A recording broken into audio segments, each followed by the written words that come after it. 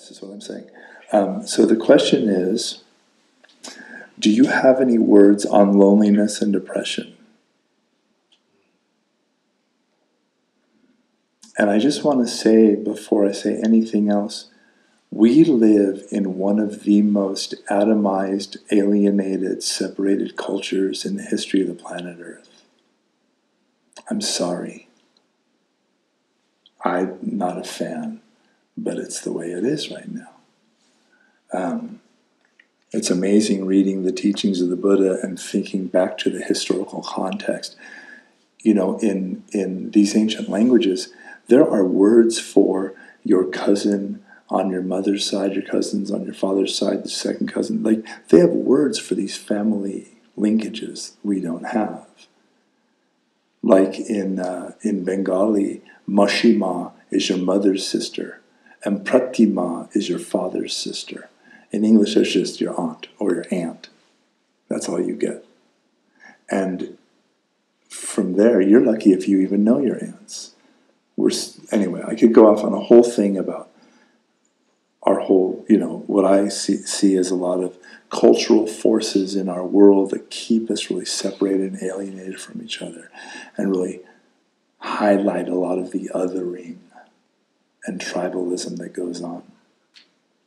And I think back to the time of the Buddha, these large blended families that would live together, all different ages supporting each other. It seems so beautiful. So first off, any kind of really troubling emotion that you are experiencing in your life, I want you to take a second and just offer yourself the possibility that it's at least partially the culture you live in.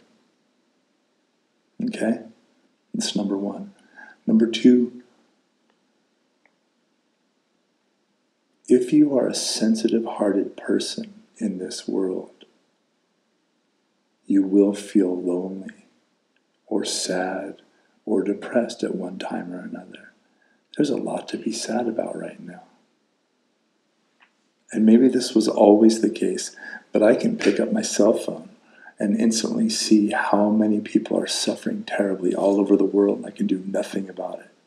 So compassion fatigue is a real thing, y'all.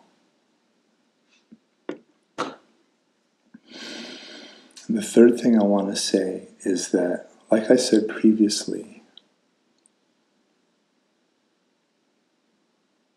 whatever is arising in your experience is not the problem. It's not something to fix. Your emotions arise to be known by you. Think of the heart as this vast field of open space, of open awareness.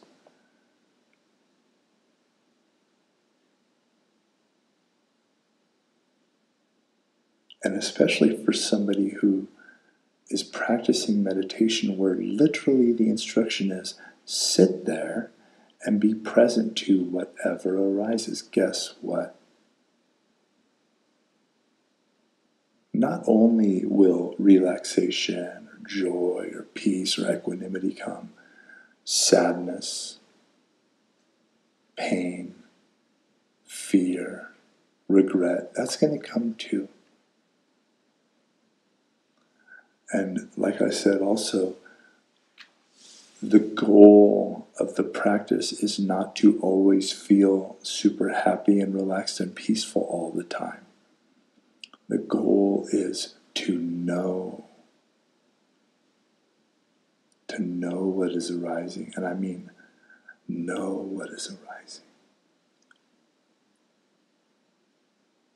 The word that the Buddha often talks about, that he uses to talk about this mindful awareness that we are trying to cultivate, very often the word he uses, it's a cognate, Satisampajanna. Sati is this recollected, tender meeting, attending to.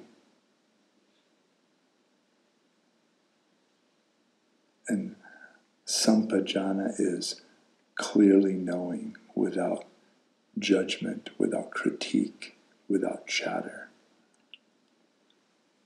So things that arise in your heart, things that arise in the sky of your heart, clouds and storms and rain, lightning and thunder, they all arise to be known by you.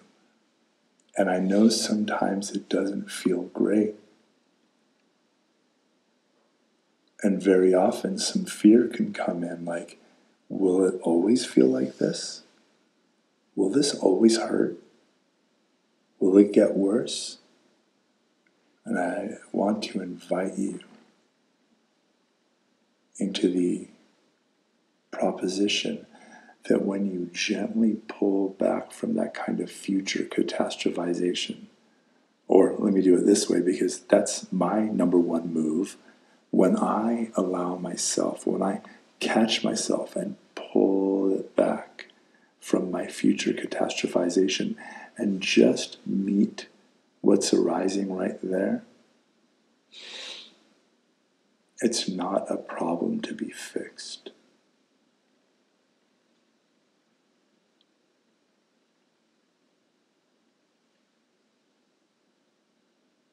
Something is arising to be known by me.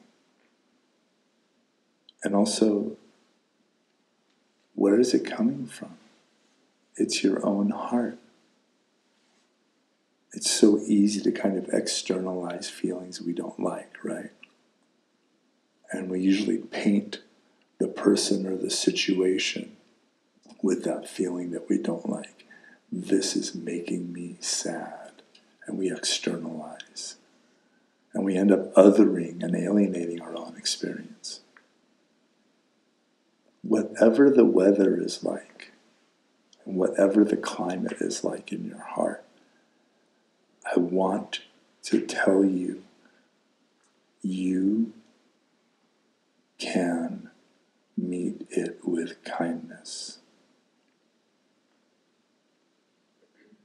Your awareness, this heart of yours, this vast sky of hospitable, luminous awareness can hold whatever it is.